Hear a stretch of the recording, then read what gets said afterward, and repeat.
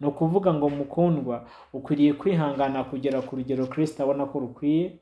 Ntago ari urugero ubona ko rukwiye. Hari ukuntu wihanganira umuntu ukavuga kuko igihe nihanganiye ubu ntibihagije kugira ngo umuntu abone ko namwihanganiye. Ese igihe nihanganiye ubu koko Kristo we nabona ubu koko oya, kugeza ubwo uzemerwa. Ntago ari wowe ushyiraho urwo rugero rwo kwemerwa, rero ni Kristo urushyiraho, ni nawe urureba, ni nawe urugenzura. Impamvu wowe ukwiriye kwihangana kugeza ubwo uzemerwa.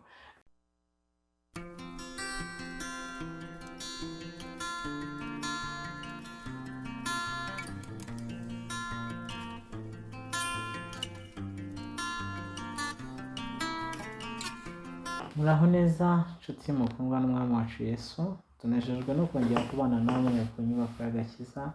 Tubahaye ikaze kandi turabakunda, tubifuriza ko mwaba muri mu bwugamo buhamye mu gihe cy'imvura. Nta n'umwe twifuriza ko yanyagirwa muri kino gihe, kuko muzi neza ko umwami Imana twihanganira, adashaka ko hari n'umwe warimbuka. Ikibimutera ni uko adukunda, ikibimutera nuko nyine dushakira ibyo byiza, nubwo imitima yacu yononekaye inshuro nyinshi ibishaka ibinyuranye no gushaka kwe, kuko tuba tutaramenye ko ibyo ashaka aba ari byo byiza kuri twe. Ariko nyamara icyama Imana ikaduhishurira ubwo buntu bwinshi bwo kuduhesha kugendera mu byishaka, kuko ari byo bituzanira ibyiza, ari byo bituzanira kuba mu bwugamo mu gihe cy'imvura nyinshi iriho muri iki gihe. Imana itugirire neza kandi Imana idufashe. Duherukana tuganira ku ngingo yerekeranye no kwihanganira ibitugerageza, tuvugana ko dukwiriye kwihangana kugeza ubwo tuzemerwa. Burya hari abagenzi ujya kumva aravuze ngo mbese ngo ubu hari uko ntagize ngo nihangane. Ese ubu koko Imana yo ntibona ko bihagije? Ese ubu koko ntikwiriye kunduhura? Ukumva nyine arimo arabona ko kwihangana kwe kwamaze kugera ku rugero yari akwiriye kumva. Ariko ndabibutsa abakundwa ko atari twebwe dushyiraho urwo rugero rwo kumvwa, ahubwo Bibiliya iratubwira ngo twihangane kugeza ubwo tuzemerwa, kuko aribwo tuzahabwa ikamba ry'ubugingo. ni ukuvuga ngo mukundwa ukwiriye kwihangana kugera ku rugero Kristo abona ko rukwiye. Ntago ari urugero wowe ubona ko rukwiye. Hari ukuntu wihanganira umuntu ukavuga kuko igihe nihanganiye ubu ntibihagije kugira ngo umuntu abone ko namwihanganiye. Ese igihe nihanganiye ubu koko Kristo we nabona ubu koko oya, kugeza ubwo uzemerwa. Ntago ari wowe ushyiraho urwo rugero rwo kwemerwa, rero ni Kristo urushyiraho, ni nawe urureba, ni nawe urugenzura. Impamvu wowe ukwiriye kwihangana kugeza ubwo uzemerwa. Twaganiriye kuri ayo magambo ubushize, tuganira ku kigeragezo, tuganira no ku musaraba. Twaganiriye ku kigeragezo agace gatoya, tunaganira no ku musaraba. Mu musaraba uburyo ari amakuba n'ibyago cyangwa se ingorane, ubuzima bugoye, imvune mu buzima bw'umuntu ashaka guterwa nuko yemeye kugendera mu ijambo rya Kristo uko rivuga uko riri. Ibyo bintu bishyira umusaraba ku bitugu bye, ariko uwo musaraba ni nawo umutunganya kugira ngo aboneke ameze uko Imana ishaka, kuko ari uburizamo imirimo y'umuntu wa kera. Hanyuma ikigeragezo nacyo umuntu akinyuramo kugira ngo yige amenye Imana, yimenye nawe ubwe, namara kwimenya binamuheshe no kumenya n'abo bari kumwe. Imana itugirire neza kandi Imana iturengere. Ntabwo rero ari byo tugiye gusubiramo, nari ndimo mbibutsa kugira ngo tuze kubona aho dukomereza, kuko tugiye kureba noneho se kubera icyo ari ngombwa ko twihangana. Kuko hari ukuntu tuvuga impamvu zo kwihangana, hari ukuntu tuvuga ibyo dukwiriye kwihanganira ibyo ari byo, ariko se kuko kwihangana ubundi ni ngombwa? Ese bitumarira iki, cyangwa kuki dutegetswe uko kwihangana mu buryo bw'igimbere gatoya? Reka dusengane hanyuma dukomeze. Turagushimye Yesu dukunda, icyubahiro n'ikibi cyawe, kuko ari uturemera inzira dukwiriye kunyuramo. Turagushimiye rero kubw'urwo rukundo no kubw'ubwo buntu. Turanakwinginga cyane kugira ngo ubane natwe muri ibi biganiro, kugira ngo ntihabe umwigisha, ahubwo mu izina rya Yesu twembi abavuga n'abumva tukabana ibyiza byo mu ijambo ryawe. Ngaho gushaka kwawe ukomeze kuba muri twe kubwa Yesu, amen. Twongeye kuguha ikaze rero nshuti mukundwa udukurikirana ku nyubako y'agakiza.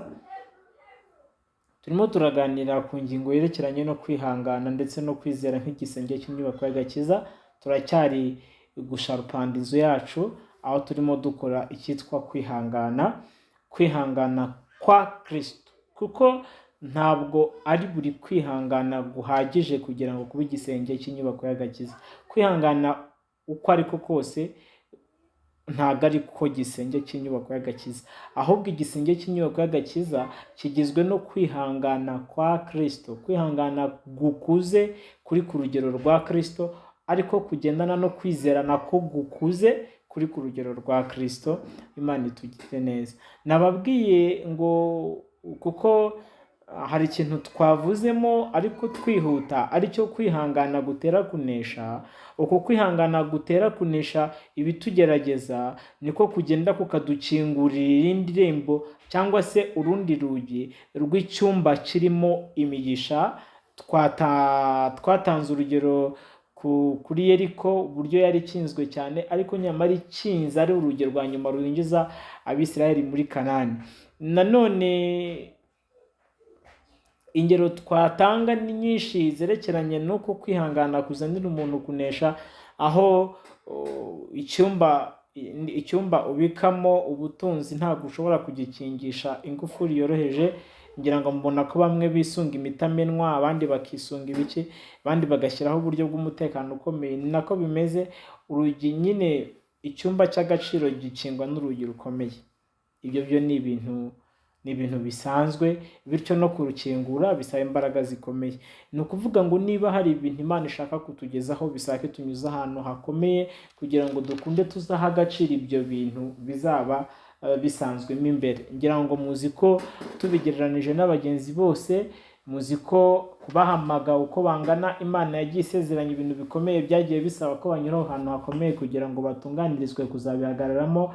Urebye kuri Yosefu, murabizi ko umugisha Imana yamusezeranije, ndavuga ibyo kumukirisha ubwoko bwe inzara n'ubwoko bwa Egiputa bwose bwari bukingishijwe kirya gifungo cy'imyaka 7 uko yayimaze. Muzi ko byari cyari gifungishijwe kunyura kwa Potifari no kugeragezwa muri burya buryo bwose, kwitwa ko yagerageje gufata nyirabuja ku ngufu. Dawidi muzi ko byari bikingishijwe ibyo myaka yamaze mu ishyamba no mu butayu arorongotana, n'abandi bakozi benshi. Ntabwo nakwirirwa mbarondora kuko byaba birebire kandi atari byo nshaka kuvugaho. Icyo ndimo mvuga ntabwo ari uko bageragejwe, ahubwo icyo ndimo mvuga ni uko bari bakwiriye kwihangana mu byo bageragejwe byose. Niyo ngingo turiho, kuko umuntu ategetswe cyangwa se ategekewe kwihangana mu byo ageragezwa, mu byo anyuzwamo, kugira ngo hanyuma namara kwemerwa abe aribwo azahabwa ikamba. Ni ikamba ry'ubugingo, ariko nyamara ni n'ikamba ryo kubona ibyasezeranijwe uko bingana no muri buno buzima bwa none. Imana itugirire neza kandi Imana idufashe. Ntangiye mvuga ngo ese kubera iki kwihangana ari ngombwa? Nicyo kintu numvaga turi buganireho none, aho turi buganire ku magambo aboneka muri Luka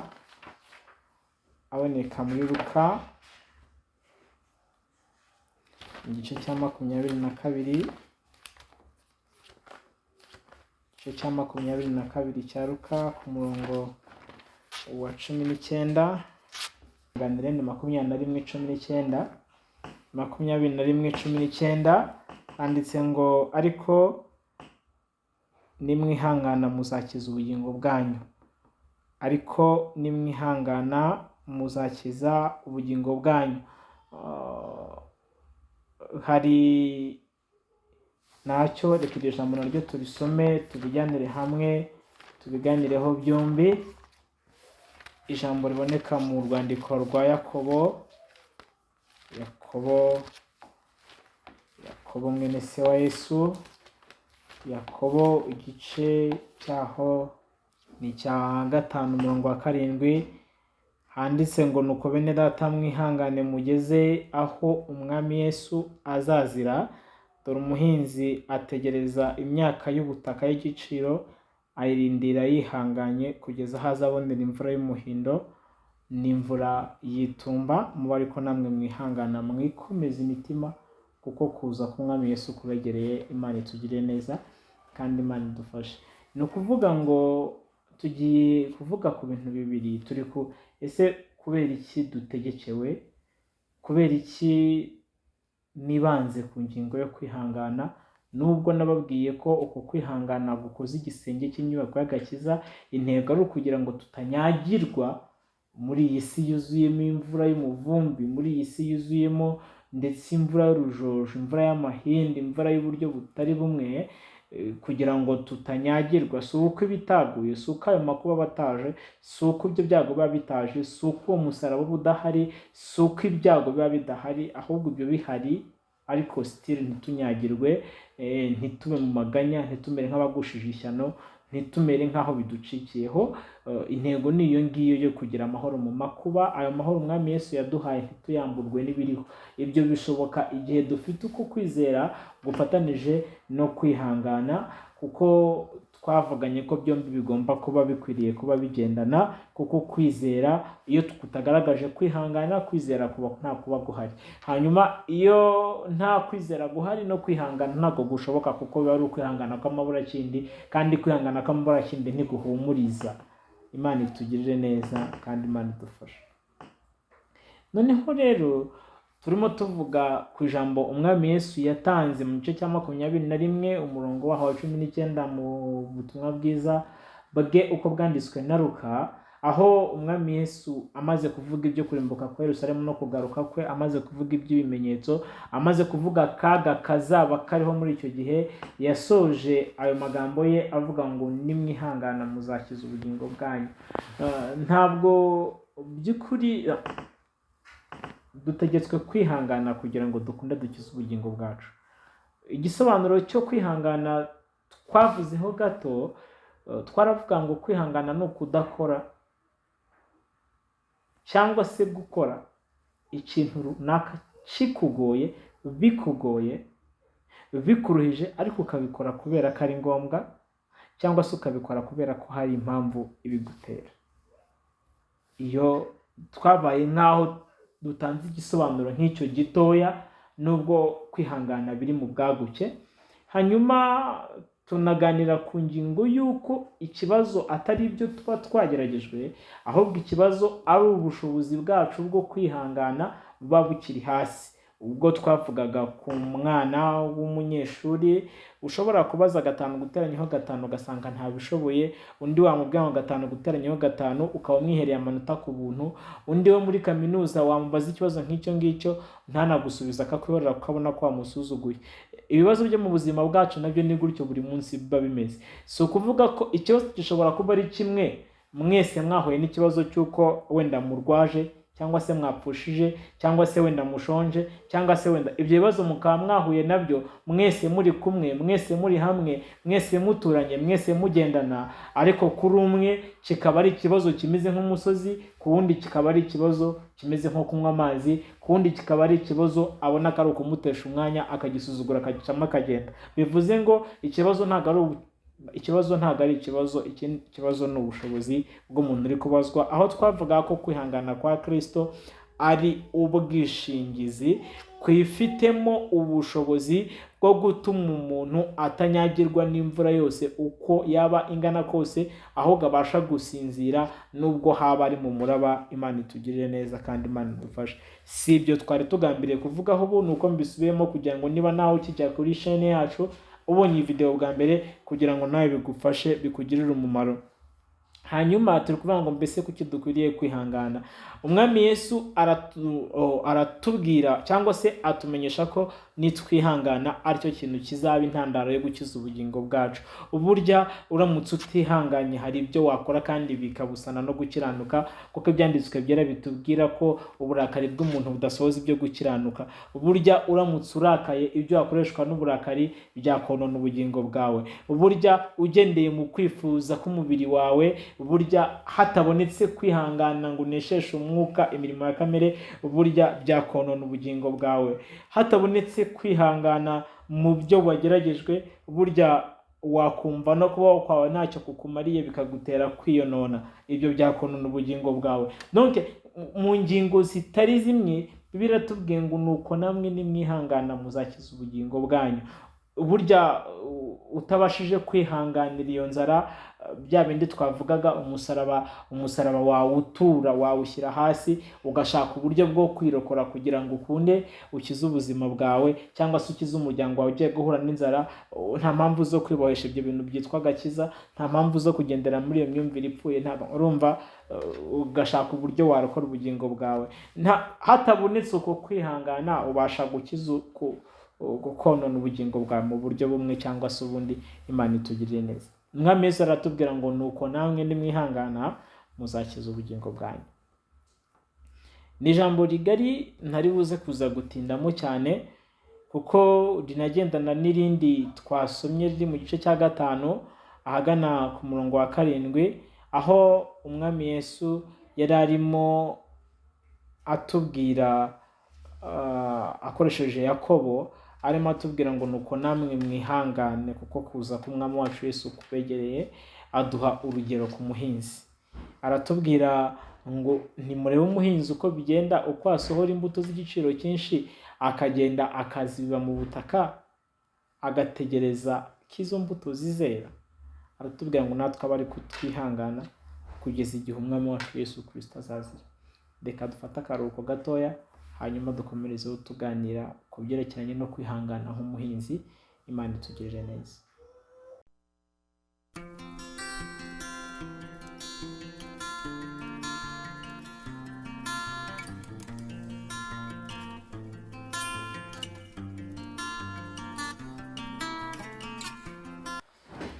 Turagarutse inshuti ukundwa n'umwami Yesu, turimo tuganira ku byerekeranye no kwihangana. Yakobo mwene data aratwandikira aratubwira ngo nuko namwe mwihangane nk'uko umuhinzi bigenda. Kwihangana nk'umuhinzi, umuhinzi njya nkunda kumutekereza nkumva arantangaje. Afata imyaka yarobanuye mu yindi irusha indi kuba myiza, akaba ari yabikira imbuto, yarangiza akagenda akayijugunya mu butaka atazi ko imvura izagwa, ariko yizeye ko imvura izagwa. Yarangiza, kuko iyo tuvuze kwihangana nk'umuhinzi ntabwo tuba tuvuze gusohora iyo mbuto gusa ngo uyitere mu murima, nurangiza gutera mu murima wihangane. Reka da, kuko hagati yo kugira ngo imbuto iterwe no kugira ngo umuhinzi asarure hari ibindi bintu byinshi bikorwamo. Haba harabaye gutegura umurima, icyo bita bamwe byita gusekera, abandi bakabyita kurima, bakasanza amasinde bagahinga, bagatera imbuto, bakuhira, bakabagara, bakicira. Ni ukuvuga ngo hari urugendo rurerure cyane ruba ruri hagati y'uko umuhinzi asohora imbuto no kugira ngo azakunda ayisarure. Yakobo aduha urugero ku muhinzi, aratubwira ngo nimurebe ukuntu umuhinzi abigenza. Atera imbuto akihangana kugeza igihe iyo mbuto izamuhera umusaruro. Ni ukuvuga ngo ni ukwihangana kwakomotse muri za mpamvu ko bw'icyo yumva atumbiriye. Noneho nkavuga ngo mbese kuki dukwiriye kwihangana? Dukwiriye kwihangana igihe tubona ko hari ikintu tuzakuramo. Bisaba ko amaso yacu aba areba. Ubwo twatangiye kugenda turimo dusatira kuri za mpamvu zidutera kuzaba twihangana, arizo mpamvu zo kwizera twavuze, zimeze nk'inkingi z'umutaka, ariko noneho ziba zitagaragara hejuru, hakagaragara kwihangana, ariko imbere harimo impamvu arizo kwizera kwacu. Imana itugirire neza kandi Imana iturengere. Hanyuma Yakobo atubwira ko umuhinzi ategereza imyaka y'ubutaka bwe akayirindira yihanganye kugeza ubwo azabonera imvura y'umuhindo n'iyitumba. Imana itugirire neza kandi Imana idufashe.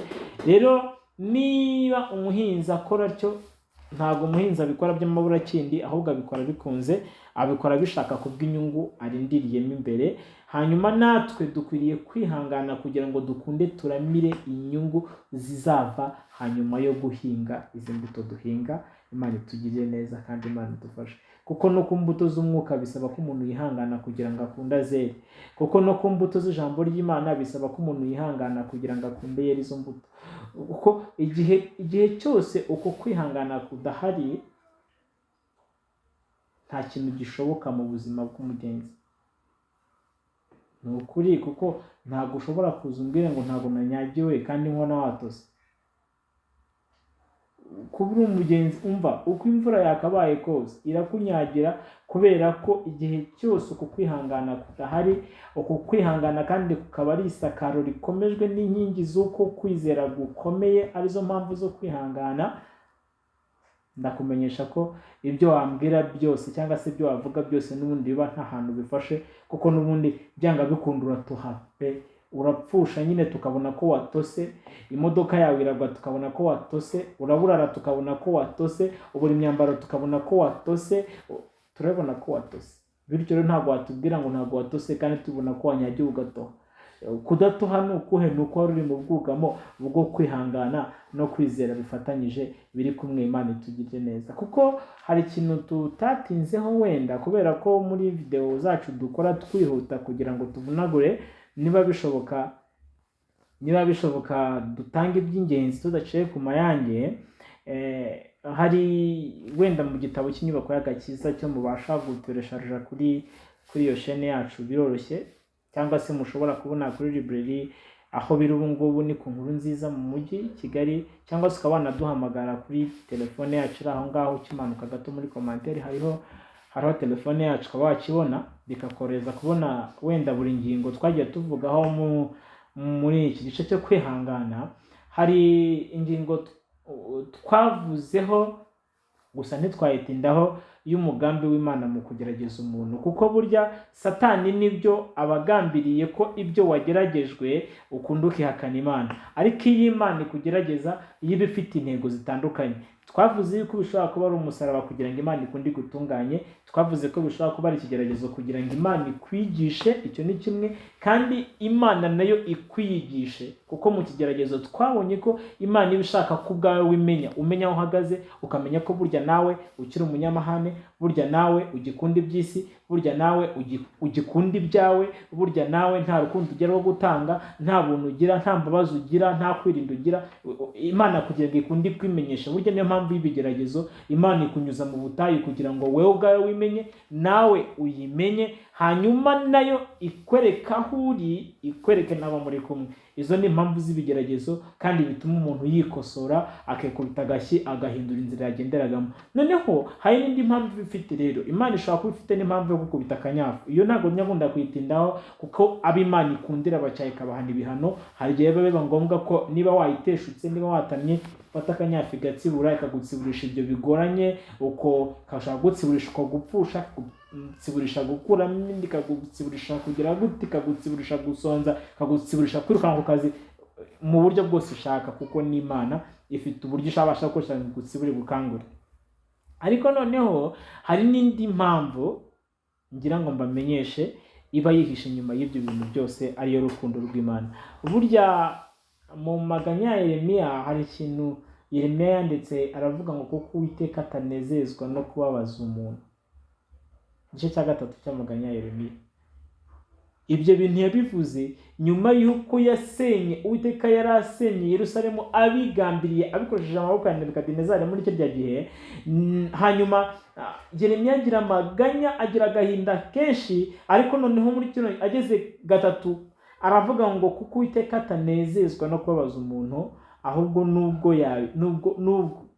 nubwo iyo bibayeho azamugerera ibambe nk'uko imbabazi nyinshi zingana. Imana itugirire neza. Ni ukuvuga ngo akari ku mutima w'Imana ntabwo Imana ibigambiriye kubabaza umuntu, ahubwo ibigambiriye ko hari icyo akuramo muri ibyo bisharira yamunyujijemo. Icyo mvuga ni iki? Nuko buri kantu kose k'ubuzima kakugeraho, niba uri uwizera, ariko kuko nababwiye ngo kwihangana kugira inyungu mu buzima busanzwe, ariko cyane cyane kuba mu nzu y'abizera, kubera ko arabo bafite impamvu zo kwizera, bemerewe gutunga kino gisenge kiremereye gitya cyo kwihangana no kwizera. Kuko uyu munsi tuvuze ku byo kwihangana, ndagira ngo tuze no kuza kunabigarukiriza ahangaha, kuko ntago ari ukwihanganira ibyatugerageje gusa, ahubwo dukwiye no kwihangana na bene data, tukabihanganira mu rukundo nk'uko Pawulo yandikiye Abefeso, tukabemera nk'uko Umwami wacu Yesu Kristo yatwemeye. Ariko icyo mbabwira ni uko dukwiriye kwihangana kugira ngo dukize ubugingo bwacu. Urumva ko biri mu nzu y'abizera, kandi hari aho Umwami Yesu yavuze ngo namwe mwihangane mugeze ku gupfa, nanjye mbabikiye ikamba ry'ubugingo. Ubwo ni itorero ry'Isimuruna yabwiraga. Hari urumva icyo nshaka kuvuga ngiki ninshaka bene nacyo nsorezaho mu butumwa bwiza bwa Yesu uko bwanditswe na Mariko mu gice cya 13 aho Bibiri ivuga ngo kandi muzangwa n'abantu bose bahura izina ryanjye ariko wihangana akageza imperuka niwe uzakizwa. Nashaka akajambo kavuga ngo umuntu wihangana akageza imperuka swate y'ubuzima bwawe cyangwa se imperuka y'ikibazo icyo ari cyo cyose. Ni ukuvuga ngo umuntu wihangana akageza ku mpera y'ikibazo cyangwa icyo yageragejwe azakizwa kandi azabona ihirwe. Ntabwo ari kubizera gusa no kubatizera nubwo nabo bakeneye kugirirwa neza n'Imana kugira ngo bakunde binjire mu mbora y'abizera bakabasha kujya mu nyubako isakaye, ariko noneho kubizera ni wihangana ukageza imperuka n'ukuri kose uzakizwa kuko umwami Imana atari interenganya ngo avuge ubujajwe. Hanyuma turimo dusoza ndagira ngo mbere yuko tuzatangira igice cyo kwizera ndetse no kwihangana bigendana nako, ndagira ngo mbabwire ko iyo umwami Imana kunyujije ahantu intego saho hana bari kukunyuza intego naho azaguhingutsa nkuko nari maze kubabwira mu kanya. Bityo rero bakundwa ndabahendahenda imbabazi z'Imana kugira ngo mwe guhangayikwa, mwe guterwa agahinda, mwe kumera nk'abagushije cyane nimbona ikombe ry'ibibagerageza. Ndagira ngo mwibuke ababayoboraga kera cyangwa se ababwirije ubutumwa hambere, mwibuke ingeso zabo hanyuma mwigane kwizera kwabo. Icyo mvuga ni iki, nuko nimubona Pawulo arimo yandika yari arimo abwira abaroma ababwira ngo mbese n'iki cyadutandukanya n'urukundo rwa Kristo, ni ibyago se, ni ukurenganywa se, ni ukwambara ubusa se, ni ugupfusha se, ni ugusonza se, ni inkota se. Aravuga ngo hoya menye ko nta kintu cyadutandukanya n'urukundo rw'Imana ruri muri Kristo Yesu. Urumva ayo makuba ashobora kuza agambiriye kugira ngo utandukanye na Kristo Yesu, ariko iyo kuyihanganira kuri hejuru y'ibyo ngibyo ubasha guhumurika. Yandikira Abakorino yaramabwiye ngo mu gice cya 5 cy'urwa 2 hari aho yageze ababwira ko tutareba kubiboneka, arangije asobanura amakuba yahuraga nayo, ariko aravuga ngo mbonye ko imibabaro y'iki gihe itagereranywa n'ubwiza tuzahabwa. Arimo avuga iby'ubwo bwiza tuzahabwa, yahinyuye imibabaro yose iboneka mu kuboneka kw'intumwa. Muzi neza ko ari myinshi namwe ujya musoma iby'imibabaro iboneka mu kubaho kw'intumwa, ariko aravuga ngo umva ibyo byose ntibyagereranywa n'ubwiza tuzahishurirwa. Aravuga ngo umubabaro wacu w'igihwayihwayi w'akanya ka none ntiwabasha kugereranywa n'ubwo bwiza. Iyo dufite amaso areba hakurya ari umudugudu tujyamo, ibyo tugeragezwa bihinduka ubusa. Iyo dufite ikigero cyo kwihangana kwa Kristo, dufite ayo maso areba hakurya, dufite kureba umudugudu uzaza, tubasha kwihangana ibyo twageragejwe hanyuma bigahinduka ubusa, tukabasha gusinzira mu makuba nk'uko umwami Imana abishaka biteganyiriza. Turagushimiye ababanye natwe muri kino gice. Umwami Yesu aguhe umugisha kandi ntuzacikwe n'ibice byacu bizakurikiraho ko tuzaganira kwizera k'umwami wacu Yesu. Ibyo byombi biragendana, nico tuzaganira rwose uko umwami Yesu adushoboza, uko ni ingenzi by'umwihariko muri kino gihe cya nyuma. Yesu rero aguhire. Reka dusengane. Ntiyibagirwe gusangiriza iyi video abandi niba ubona zibafitiye umumaro. Turagushimiye mwami Yesu, kugira neza kwawe ni kwinshi, icyubahiro n'ikibi cyawe. Tugushimiye kandi duha ko guhugurana. Turakwinginga ngo twese uduhe kujya imbere hamwe mu by'inzira yawe, kandi uturinde kuba nk'inkoko zibundikiye amagi zitateye cyangwa se zibundikiye amahuri.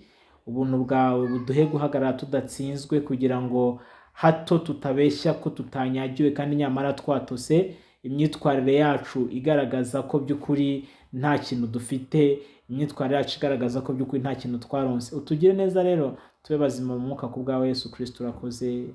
Amen. Nshuti mukundwa, turakurarikira kuzakurikirana video zacu zizakurikiraho, kuko zo ziracyaza umwami Yesu aduhaye uburyo, kandi turakumenyesha rwose mukundwa ko mu rugamba rw'umwuka ukwiriye kubanza ugatuza, kuko uburakari bw'umuntu ntabwo busoza ibyo gukiranuka. Kandi mu byo wageragejwe ukwiriye kubanza kumenya impamvu, ukamenya intego, ugatekereza ku cyo Imana ishaka, ukamenya uko witwara kugira ngo tudatsindwa, ukabura ingororano z'ibyo waruhiye. Yesu aguhire.